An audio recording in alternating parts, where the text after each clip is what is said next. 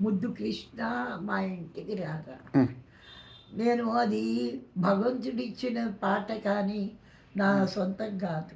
ఇక్కడ కూర్చున్నానంటే ఆ సరస్వతి పలుకుతుందండి. సరస్వతి పుట్టినరోజున పుట్టాను.